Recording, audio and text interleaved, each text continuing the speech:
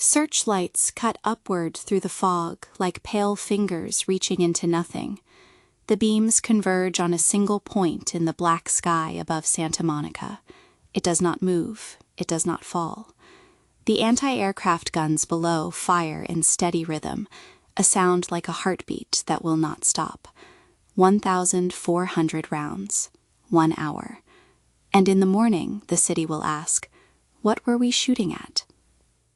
On the evening of February 24th, 1942, less than 3 months after Pearl Harbor, the radar stations of the Western Defense Command detected unidentified targets approximately 120 miles offshore from Los Angeles. The operators logged the contact. They reported it up the chain. At 2:25 in the morning on February 25th, air raid sirens wailed across the city. A total blackout was ordered. Streetlights died. Car headlights went dark.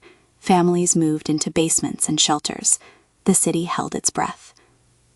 The 37th Coast Artillery Brigade was activated. 4 anti-aircraft batteries received the order to fire. The gunners did not hesitate. They had been trained for this moment since December 7th. They did not know what they were shooting at. They only knew that something was in the sky, and it was not supposed to be there. What happened next was recorded in the logs of the Western Defense Command, in the testimony of witnesses, in the photographs published by the Los Angeles Times on February 26th. A large object, or possibly multiple objects, was observed suspended over Culver City and Santa Monica. It moved slowly. It did not climb. It did not dive. The searchlights found it and held it. The anti-aircraft guns fired directly at it. Witnesses reported seeing the rounds strike the object. They reported seeing it take direct hits. And it did not fall. 1,430 rounds were fired into the night sky. The object remained. The object did not explode. The object did not burn. The object did not descend, trailing smoke. It simply remained, suspended in the convergence of searchlights, while the guns below fired and fired and fired. By 3 o'clock in the morning, the order came to cease fire. The object was gone. The searchlights swept the sky and found nothing. The all-clear siren sounded at 3:55. The blackout was lifted. The city emerged into the gray dawn of February 25th, 1942, and asked the question that would never be fully answered. What had they been shooting at? The official response came swiftly. Secretary of the Navy Frank Knox issued a statement on February 25th. False alarm. War jitters. Nothing more. Secretary of War Henry Stimson followed on February 26th with a more specific explanation. Weather balloons. The military had released weather balloons. The radar had picked them up. The gunners had mistaken them for enemy aircraft. The city had panicked. That was all.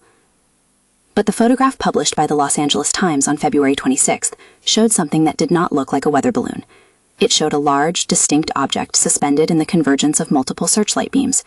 The editors of the Times later admitted that the photograph had been heavily retouched. They did not explain why. They did not explain what had been removed or altered. They only said that the photograph had been retouched.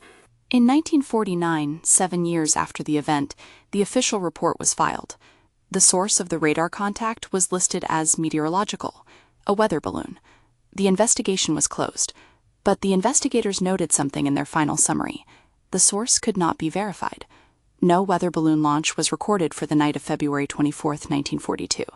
No launch order existed in any file. No balloon was ever recovered. The source was meteorological in classification only. The actual source remained unknown. In 1983, 41 years after the event, the Office of Air Force Historical Studies conducted a review. They examined the logs. They interviewed the surviving witnesses. They studied the photographs. Their conclusion was careful and measured. The origin of the object or objects observed on the night of February 25, 1942, remained unidentified. War nerves and an actual aircraft of unknown origin were both possible. The record, they noted, did not allow for certainty. 5 civilians died that night. 3 were killed in automobile accidents during the blackout. 2 died of heart attacks, their hearts unable to bear the fear. 0 enemy aircraft were confirmed destroyed. 0 confirmed kills. 1,430 rounds fired into the darkness, and nothing fell. The searchlight operators who were there that night spoke of what they saw.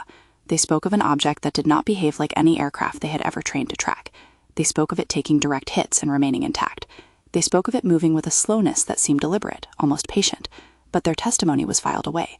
It was not classified as secret. It was simply filed away, the way files are filed away when the official explanation has already been decided. The radar operators who detected the contact were never called to testify publicly. Their logs were preserved, but their voices were not recorded. They knew what they had seen on their screens. They knew that something had been there, 120 miles offshore, moving toward the coast, but they were not asked to speak about it. The official explanation did not require their input. The gunners who fired the rounds were told they had done their duty. They had responded to the order. They had fired at the target. That was all that mattered. Whether they had hit anything, whether anything had been there to hit, these questions were not asked. The order had been given. The order had been obeyed. The rest was silence. The Battle of Los Angeles remains in the historical record as a footnote, a curiosity, a moment of wartime panic that was quickly explained and filed away. But the file was never truly closed. The explanation was never truly complete. The object or objects observed on the night of February 25, 1942, were never identified. They were never explained. They were simply forgotten, the way things are forgotten when the official version has been decided and the city has moved on. If the unfinished histories haunt you the way they haunt me, if you find yourself wondering what was in the sky that night, what the searchlights held, what the guns were firing at, there is another file on the desk, waiting. The archive is always open.